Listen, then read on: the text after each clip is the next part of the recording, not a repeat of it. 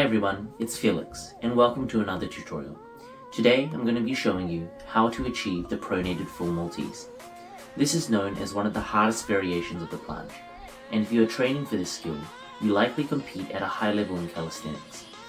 The regular grip Maltese is strenuous on both the biceps and anterior deltoids.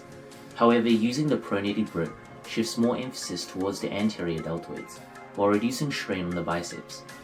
In contrast, a supinated grip places more emphasis on the engagement of the biceps at the expense of the anterior deltoids.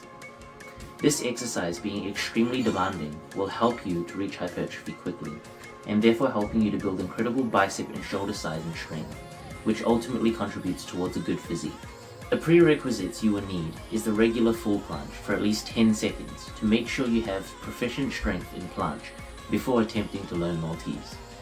If you are not familiar with the full planche, please refer back to my full planche tutorial, which I will also link down below in the description of this video. In regards to form, the first thing you will want to make sure is that you have a suitable grip width. To find the ideal grip width for the Maltese position, aim to lean forward as far as you would expect in the full planche, whilst maintaining a gap of about 5 to 8 inches between your waist and the bar. This demonstrates that the bar does not assist you, while still approximating the width of the standard Maltese on parallel bars, whereby your body would be aligned with the bar. One way you can make sure of this is by filming your own Maltese attempts from a side-on angle. Another thing to be wary of is the technique you use in gripping the bar in a pronated grip. Make sure to align your wrist above the bar rather than in front of it. This will make the pronated Maltese a lot easier to control, and you will not lose balance easily. Also try to place your pinky finger behind the bar, as this allows for slightly more external rotation and therefore more bicep contribution in this exercise. Now for the first progression, we have the pronated full planche. Your body will take time to adapt to the pronated grip, so by starting with the regular full planche, you are developing strength in this position. To help with learning this progression, you should aim to align your wrist above the bar as much as possible, and aim to have a grip at about shoulder width. If you find this progression to be challenging, you may want to consider a straddle position instead. This will decrease the distance from the pivot point, and therefore easing the exercise. You should aim to hold this progression for at least 3 seconds before moving on to the next progression. The second progression is the 45-degree angle wide planche. By angling the parallel bars closer to the 180-degree straight bar position, you are progressively developing strength towards the fully pronated grip, by allowing your body to progressively adapt to the change in the grip. When you start to enter the wide planche position, you want to experiment with a width that allows you to hold the position for at least 3 seconds in order to have the most optimal progress. As your body begins to adapt and develop strength in this position, you can progressively take a wider and wider grip, but keep in mind that with each incrementation of width, you will want to retain the 3-second minimum hold time rule. You should aim to hold this position with approximately 8 to 10 inch distance between your waist and the bar for at least 3 seconds. The third progression is the Straddle pronated full Maltese.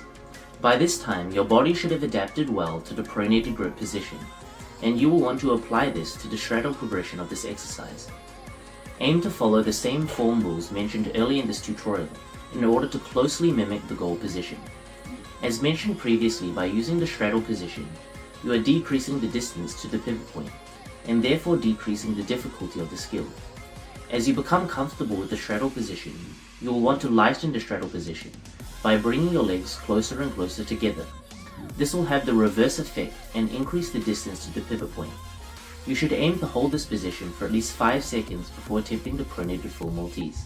The pronated full Maltese is a very high-level element in professional calisthenics, and is commonly performed by high-level athletes.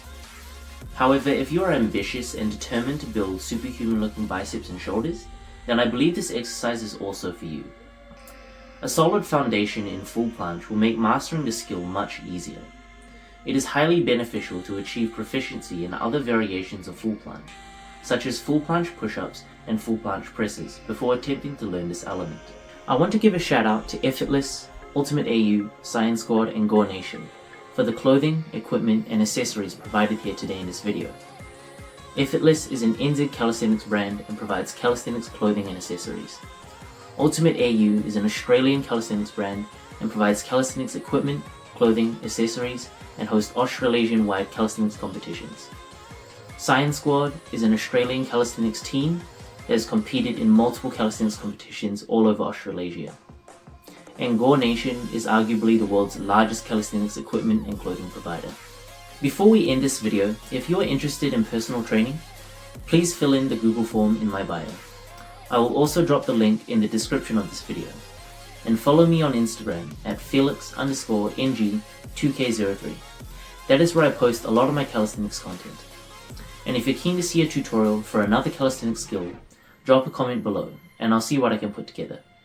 I love you all and thanks for watching.